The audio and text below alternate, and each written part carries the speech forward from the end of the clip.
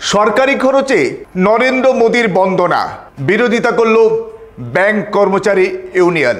আপনারা জানেন যে গত 15ই নভেম্বর নরেন্দ্র মোদী নিজেই সূচনা করেছেন বিকশিত ভারত সংকল্প প্রকল্প যাত্রা, এবং এই সূচনা তিনি করেছেন ঝাড়খণ্ডের খুন্তি থেকে, এবং এই সংকল্প যাত্রা চলবে 2.5 মাস ধরে। 15ই নভেম্বর শুরু হয়েছে, চলবে 26শে জানুয়ারি পর্যন্ত। কেন্দ্রের কৃষি মন্ত্রকের অধীনে এই কর্মসূচিতে সেখানে নরেন্দ্র মোদী সরকার গত 10 বছরে কি ভালো ভালো প্রকল্প করেছে বা কি ভাবে মানুষের জন্য কাজ করেছে, তার সেই প্রচারের উদ্দেশ্যে তিনি রথযাত্রা বের করবে, এবং এই সংকল্প রথযাত্রা দেশের 765টি জেলা জুড়ে 269 লক্ষ গ্রাম পঞ্চায়েত সফর করবে। এই প্রচার যাত্রায় ব্যবহৃত হবে প্রায় 3000 প্রচার গাড়ি। বিভিন্ন মন্ত্রকের পদস্থ অফিসারদের সঙ্গে সঙ্গে থাকবে বিভিন্ন কর্মী,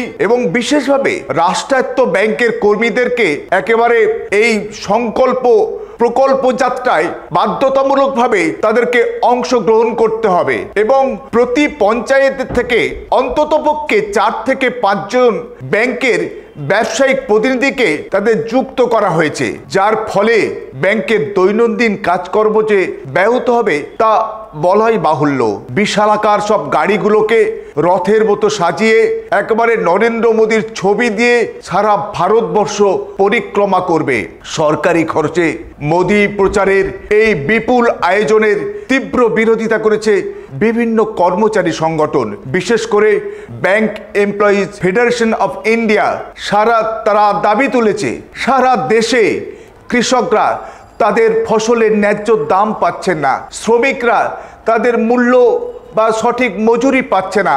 সমস্ত ক্ষেত্রে শ্রমিকদেরকে সরকারি এবং বেসরকারি ক্ষেত্রে দেদার ছাঁটাই করা হচ্ছে।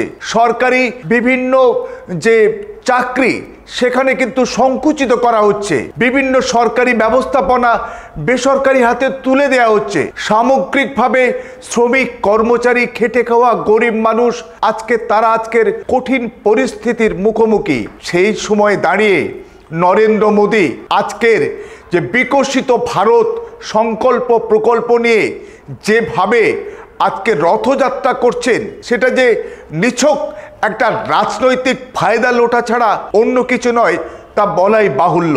2024-এর লোকসভা নির্বাচন ইতিমধ্যে বিভিন্ন জনমত সমীক্ষায় উঠে আসছে যে বিজেপি বিরোধী যে ইন্ডিয়া জোট সেটা প্রতিনিয়ত শক্তিশালী এবং মজবুত হচ্ছে, এবং আরএসএসের রাজনৈতিক শাখা বিজেপি নেতৃত্বাধীন এনডিএ জোট তাদের কপালে ভাঁজ প্রতিনিয়ত চওড়া হচ্ছে।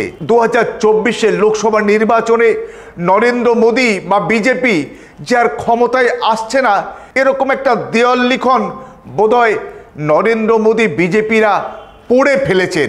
তাই সরকারি টাকায় সরকারি অর্থে মোদী বন্দনার জন্য সমস্ত সরকারি কর্মচারীদের লাগিয়ে আজকের বিকশিত ভারত সংকল্প প্রকল্প যাত্রা আজকে শুরু করা হয়েছে, এবং এটাকে সারা ভারতবর্ষ জুড়ে এই যাত্রা আরও অস্থিরতা বাড়াবে, আরও মানুষের মধ্যে বিভাজন এবং সমাজে একটা সন্ত্রাসের পরিবেশ কায়েম করবে বলে সাধারণ মানুষ, সাধারণ সচেতন অংশ আজকের তারা মনে করছে।